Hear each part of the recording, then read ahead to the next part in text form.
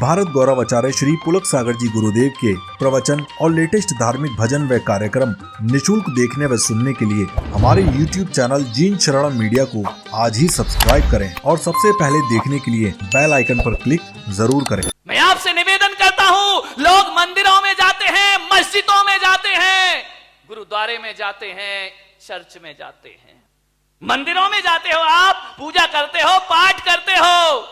मेरे भाई जरा एक बार विचार करना, मंदिरों में किसकी पूजा करते हो? एक पत्थर को भगवान बनाते हो, जयपुर से मूर्तियां लेकर आ जाते हो, उसकी प्राण प्रतिष्ठा करते हो, उस पर मंत्र देते हो।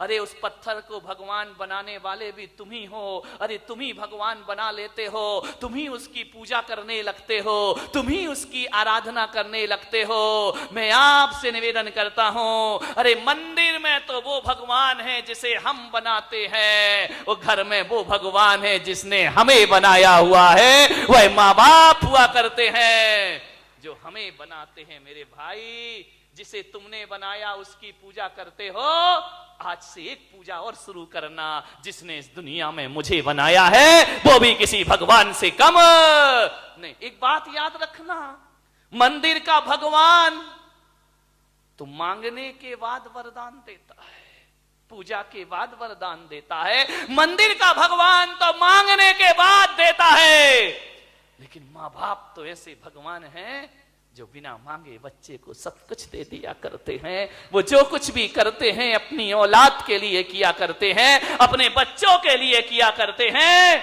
एक बाप कमाता है, मेहनत करता है, किसके लिए करता है? पसीने में मां डूबती है, पसीने में मां डूबती है, पिता धूप में तपता है।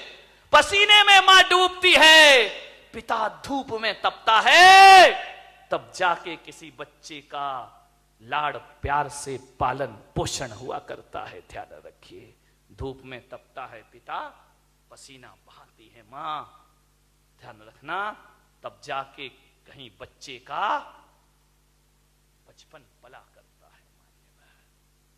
पिता की भी भूमिका बहुत महान है। मां आंखों में आंसू लाके अपने दर्द बता देती है, पिता अपने दर्द सीने में छिपा के रखता है। मां पालन पोषण करती है तो पिता घर की व्यवस्था करता है। जीवन की गाड़ी में से यदि एक भी पहिया निकल जाए तो बचपन, जवानी, बुढ़ापा तीनों बिगड़ जाया करते हैं। सोचना, मां का प्यार बड़ा अनूठा प्यार है। मां हमेशा सच बोलती है, लेकिन कभी कभी ऐसा लगता है कि मां झूठ भी बोलती है। मां बहुत झूठ बोलती है, मां से बड़ा झूठा कोई नहीं है।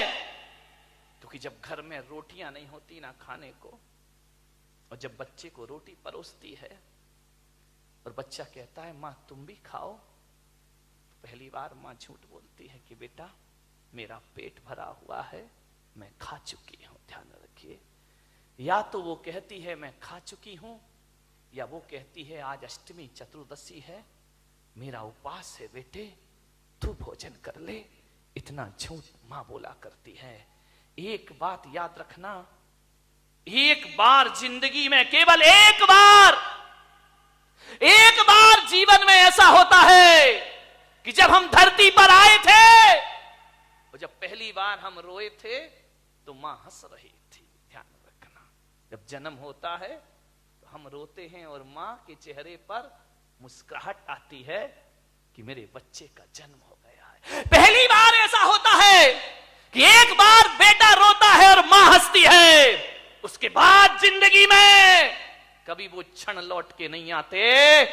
बेटा रोता है तो मां की आंखों में से आंसू बह जाया करते हैं। बेटे के रोने पर मां हंसी हो, ऐसा दोबारा जीवन में कभी नहीं होता है, केवल जन्म के समय होता है। लेकिन वो मां भूल जाती है कि आज मेरा हंसना कल मेरे लिए जिंदगी भर के आंसू बन जाएंगे। ध्यान रखिए, कितनी मन्नतें मांगती है वो मां जब औलाद नहीं होती। जाती है दर दर, माथा टेकती है, दरगाहों में जाती है, मंदिरों में जाती है, संतों के दर पे जाती है कि हमें औलाद नहीं हो रही है। कितनी मन्नत से बच्चे को जन्म देती है, कितनी मेहनत से बच्चे को जन्म देती है, कितने अरमानों से बच्चों को जन्म देती है एक मां। दुख तो तब होता है जब बुढ़ापे में उसका बेटा उसकी उपेक्षाएं किया करता है। ध्यान रखिए मान्यवर, एक बूढ़ा था, बुढ़ापा दो तरह से आता है। एक तो बुढ़ापा तब आता है उम्र से, उम्र ढलती है बुढ़ापा आता है। एक बुढ़ापा तब आता है जब उम्र से पहले आदमी बूढ़ा हो जाता है, समय से पहले आदमी बूढ़ा हो जाता है। उम्र से बुढ़ापा आए तो कोई बात नहीं है, समय से पहले बुढ़ापा तब आता है जब अपनी औलाद बुढ़ापे में अपने से मुंह फेर लिया करती है। अपने ही घर में जब परायेपन का बोध होता है, अपने ही घर में जब अनजान हो जाते हैं, अपने ही घर में जब घुसते हुए हमें डर लगने लगता है, अपने ही घर में खांसते हुए जब डर लगने लगता है, अपने ही घर में आवाज करते हुए जब हमें डर लगने लगता है, तो उम्र से पहले बुढ़ापा आ जाता है आदमी को। ध्यान रखिए, आज घरों के यही हाल है। मां बाप ऐसे जी रहे हैं, डर डर के जीते हैं। अपने घर को अपना घर कहने में उन्हें सोचना पड़ता है। ये हालात इस देश के निर्मित हो रहे हैं।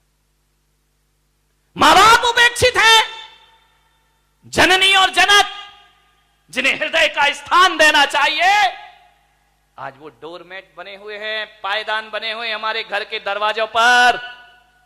ध्यान रखना, आज बूढ़ा अपने बच्चों के साथ तो रहता है, लेकिन वैसा नहीं रहता जैसे बच्चे बचपन में उसके साथ रहा करते थे।